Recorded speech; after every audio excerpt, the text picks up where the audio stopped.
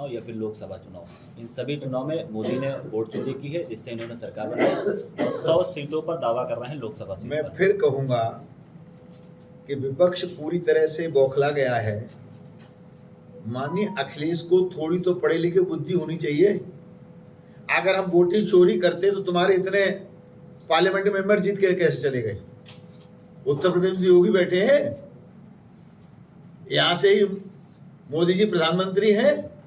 अगर हम वोटों की चोरी ही करते तो तुम्हारे इतने मेंबर पार्लियामेंट कैसे जीत के चले जाते? मतलब जहां आप जीत जाए वहां सही वोट की चोरी नहीं हुई, और जहां हम हार जाए वोट की चोरी हो गई। ये कोई तरीका तो नहीं ना। मुझे लगता है कि विपक्ष की बुद्धि ने काम करना बंद कर दिया। जिस तरह से राहुल गांधी लगातार शुरू से लेकर अभी तक की मोदी जी को चोर चोर चोर कह रहे हैं, क्या लगता है कि एक बड़े नेता को उस तरह की भाषा का प्रयोग करना चाहिए? आज से नहीं, जिस दिन से मोदी जी को 2014 में प्रधानमंत्री डिक्लेयर किया गया था, उसी दिन से मोदी जी को कभी मां का नाम लेके, कभी चाय का दुकान लेकर के, कभी जात सूचक शब्द लेकर के, कभी तेली का बेटा, कभी चाय बेचने वाला, कभी फलाना ठिकाना प्रधानमंत्री बनेगा। ऐसी कौन सी गाली थी शुरू से लेकर के मोदी जी को नहीं दी? अब तो विपक्ष पूरी हदें पार करता चला जा रहा है। बोलो, मोदी जी देश के प्रधानमंत्री हैं, विश्व के सबसे बड़े लोकतांत्रिक राष्ट्र के प्रधानमंत्री हैं, और प्रधानमंत्री किसी एक जाति का नहीं होता, एक पार्टी का नहीं होता, वो भारत का प्रधानमंत्री है, और नेता सारे विश्व के हैं। ऐसे प्रधानमंत्री को चोर कहना, गालियां देना, उलझुल बातें करना। मेरा बहुत लंबा कार्यकाल लोकसभा का हो गया, राज्यसभा में भी रहा हूं, पर इतनी ओछी हरकतें मैंने कभी नहीं देखी, मैंने कभी नहीं देखा। हम विपक्ष में रहे, माननीय अटल जी के जमाने में विपक्ष में रहे, और माननीय अटल जी का निर्देश था कि बैल में कोई नहीं जाएगा। अगर हम लोगों को कोई बात विरोध स्वरूप कहनी पड़ती थी तो अपनी चेयर पर खड़े होके। आपने योगी जी को देखा कि चाहे कितनी जोर से बोल रहे थे, पर अपनी चेयर पर खड़े होके बोल रहे थे। आपने 2-4 वीडियो मेरे भी देखे होंगे, मैं भी बोल रहा हूं तो अपनी चेयर पर खड़े होके बोल रहा हूं। एक भी भाजपा का नेता जब विपक्ष में था वेल में नहीं गया, लेकिन ये नियोजित तरीके से रोज वेल में जाना, शोर मचाना। ये शोर तब मचाया जाता है जब तुम्हारी बात न सुनी जाए। जब लोकसभा अध्यक्ष आपकी बात सुन रहे हैं, सरकार कह रही है बताओ ना, तो न सरकार की सुनने को तैयार है, न संसदीय कार्य मंत्री की सुनने को तैयार है, न लोकसभा अध्यक्ष सुनने को तैयार है।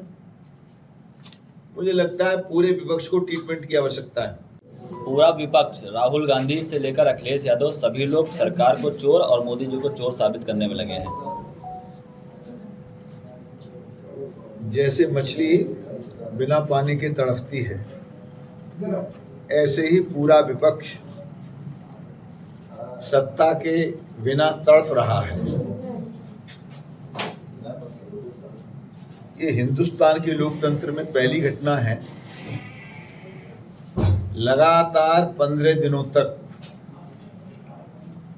नियोजित तरीके से विश्व के सबसे लोकतांत्रिक के ढांचे पार्लियामेंट को बाधित करके रखा गया। सरकार ने 1000 बार कहा कि हर बिंदु पर हम बहस करने के लिए तैयार हैं।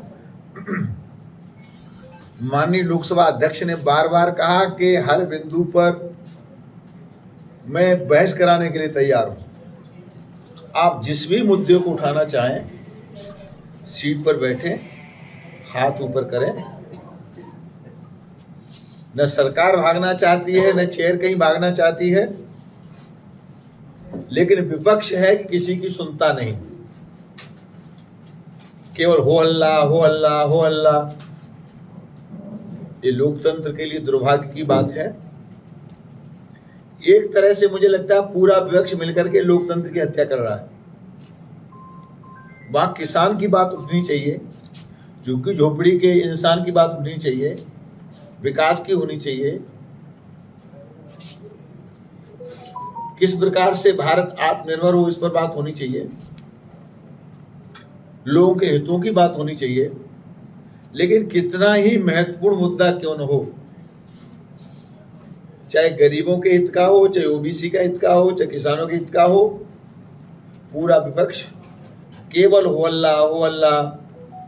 और बार बार माननीय लोकसभा अध्यक्ष कहते भी हैं कि सारा देश देख रहा है। भैया क्या कर रहे हैं आप लोग, ये दुनिया देख रही है। सरकार, हम चाहते हैं कि आप बहस करें, आप कोई बात करने के लिए तैयार क्यों नहीं है? सच यह है, विपक्ष के पास कोई मुद्दा नहीं है, विपक्ष के पास बहस करने के लिए कोई बिंदु नहीं है। तो विपक्ष केवल हल्ला मचा करके नियोजित तरीके से पार्लियामेंट को बाधित कर रहा है। सारा देश निंदा कर रहा है, सरकार निंदा कर रही है, और मैं तो निंदा करूंगा ही।